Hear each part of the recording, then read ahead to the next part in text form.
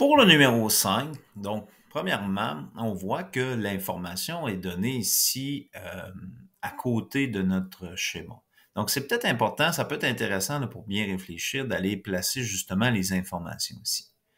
Donc, on dit la mesure de l'angle ABC égale 90. Donc, quand on voit mesure de l'angle ABC, il faut suivre dans l'ordre les sommets pour former l'angle. Donc, A, B, C. Donc, l'angle se retrouve, la mesure de l'angle se retrouve vis-à-vis le sommet du milieu ici. Donc, ça veut dire que mon angle B ici, donc ABC, est 90 degrés, ce qui fait qu'on a un triangle qui est rectangle.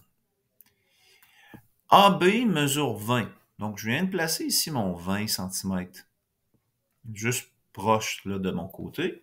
Et AC mesure 60. Donc, de A à C mesure 60. Je vais prendre la peine de mettre comme mes fameux taquets. Parce que des fois, si on met 60 sans placer la ligne comme ça, des fois, ça peut nous entraîner une erreur parce que, bon, admettons que je place mon 60 ici. Quand je vais arriver pour réfléchir, 60, est-ce que ce sera HC? Donc, et même chose, là, tu sais, si je le place, mon 60 plus là, c'est peut-être moins arrivé, là, mais bon, ça peut nous porter à confusion. Donc, en plaçant nos taquets comme ça nous permet d'éviter les erreurs. Et on a dit que BH est une hauteur.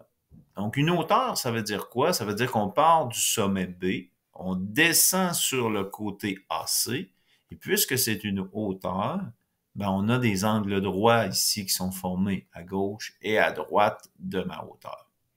Bon.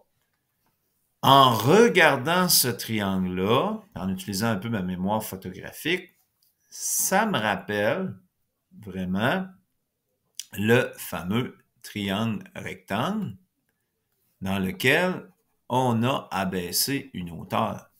Donc, triangle rectangle, on a abaissé une hauteur. Oh, les relations métriques peuvent être intéressantes à utiliser. Donc, mes relations métriques, ben, pour pouvoir partir mes relations métriques, il faut que j'aille placer mes lettres sur mon triangle. Donc, mon triangle, mon grand triangle ABC, je vais aller placer mes lettres sur mes cathètes. Donc, A, B. J'aurais pu inverser A et B ici. Par contre, ici, mon 60, c'est l'hypoténuse.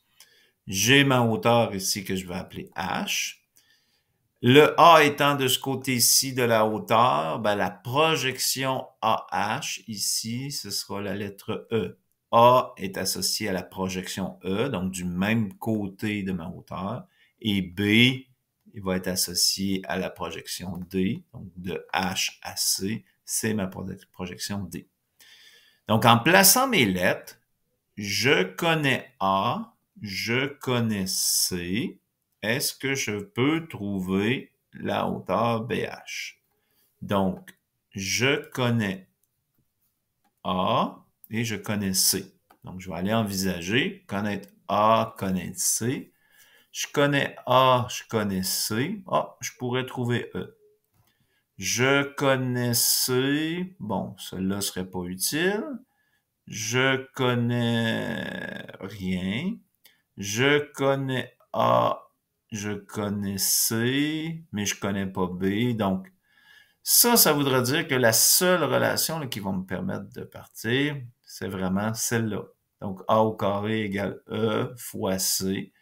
Je vais pouvoir trouver E. Donc, si je peux trouver E, ben, probablement qu'après ça, je vais pouvoir trouver H.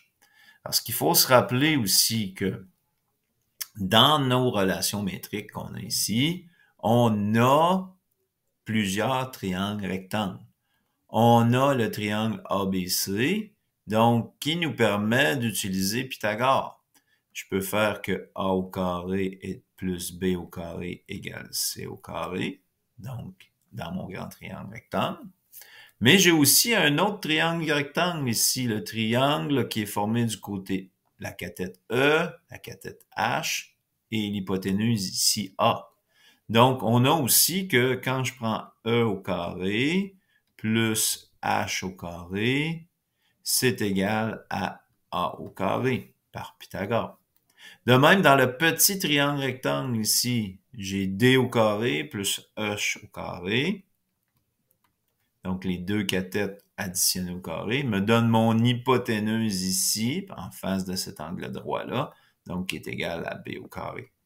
Donc, les différentes relations de Pythagore dans mon triangle rectangle dans lequel j'ai abaissé une hauteur permettent aussi de trouver des dimensions manquantes. Donc, envisager les différentes relations de Pythagore pour résoudre ce genre de problème.